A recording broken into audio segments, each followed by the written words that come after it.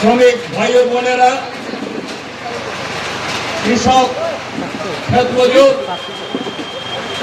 এবং সাধারণ অংশের মানুষ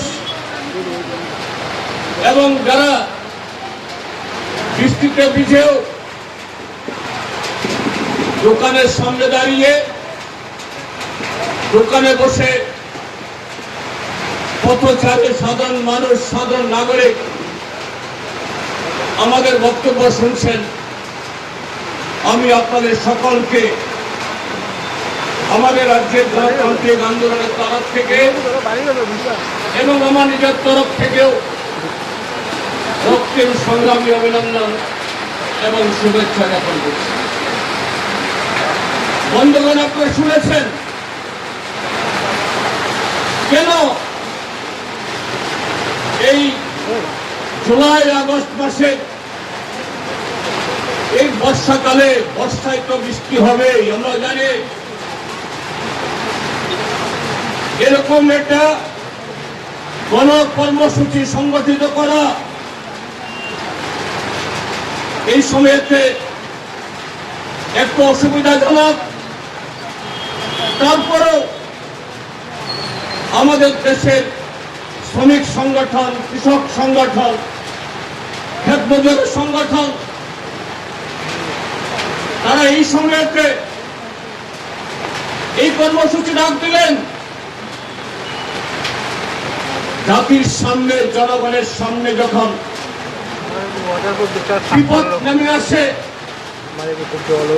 দেশকে যখন বাঁচাতে হবে, তখন শীত, গ্রীষ্ম, বর্ষা এটা যাচাই করার সুযোগ থাকে না। যারা ইস্ট ইন্ডিয়া কোম্পানির হাত ধরে এখানে অনেক 200 বছর ব্রিটিশের উপনিবেশবাদ চালিয়েছিল, সেই ব্রিটিশকে ভারত থেকে তাড়ানোর জন্য 9 আগস্ট সেই ভারত ছাড়া আন্দোলন শুরু হয়েছিল। আজকে এই ভারতবর্ষ হাজার হাজার শহীদ, লাখো লাখো স্বাধীনতা সংগ্রামীদের আত্মবলিদানের বিনিময়ে এবং তার পরবর্তী সময়েতে বিগত 8 দশকে গণতান্ত্রিক আন্দোলনের বিভিন্ন সিঁড়ি বেয়ে এই ভারতবর্ষকে যারা তিলে তিলে গড়ে তুলেছিলেন, তাদের সেই স্বপ্নের ভারত, তাদের সেই প্রিয় ভারত, এই ভারতকে সেদিন ছিল ইস্ট ইন্ডিয়া কোম্পানি, আজকে ওয়েস্ট ইন্ডিয়া কোম্পানি।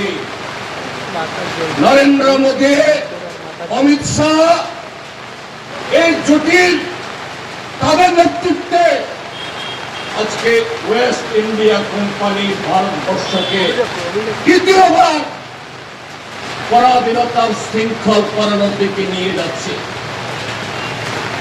এই ভারতবর্ষের জীবন জীবিকা, এই ভারতবর্ষের সমস্ত প্রাকৃতিক সম্পদ, সামাজিক সম্পদ, এই ভারতবর্ষের বিগত 200 বছরের সবথেকে বড় অর্জন স্বাধীনতা এবং একটি দেশপ্রেমের ধর্মীয়।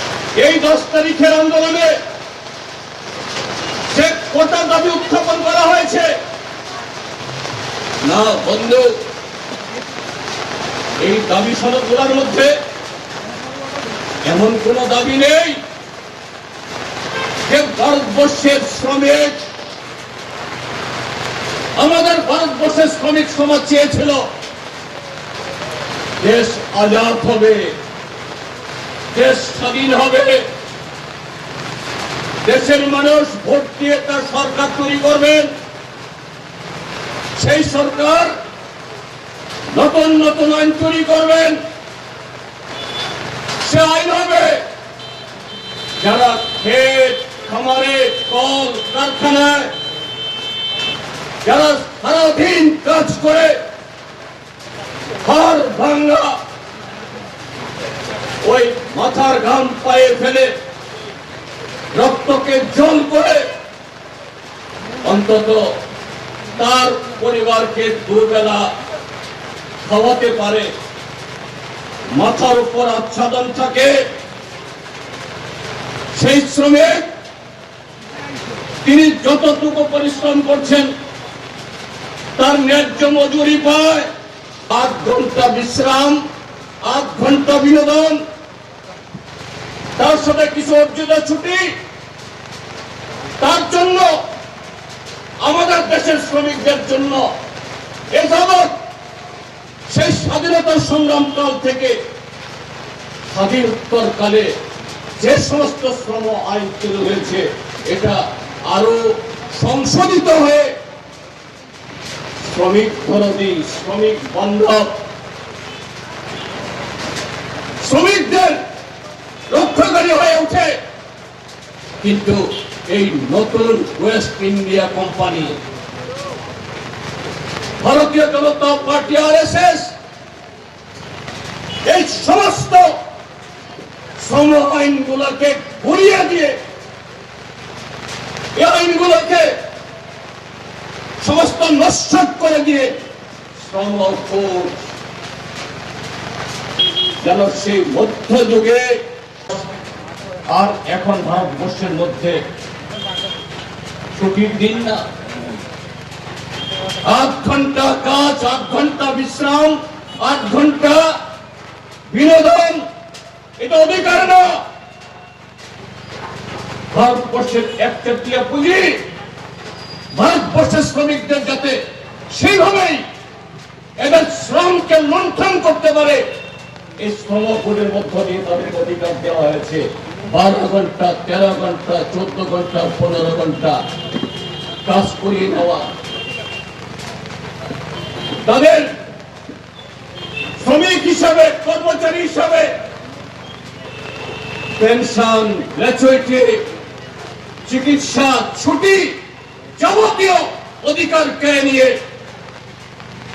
গোটা ভারতবর্ষকে কৃতদাসে পরিণত করতে চাইছে। এটাকে রদ করা হোক। আমাদের কৃষকরা কি চাইছে শুনেছেন? না, আমাদের কৃষকরা আমেরিকার মতো সাবসিডি চায় না, ইউরোপের মতো 1 হেক্টর জমি চাষ করলে পরে কয়েক লক্ষ টাকা বোনাস, ভর্তুকি চায় না। আমেরিকা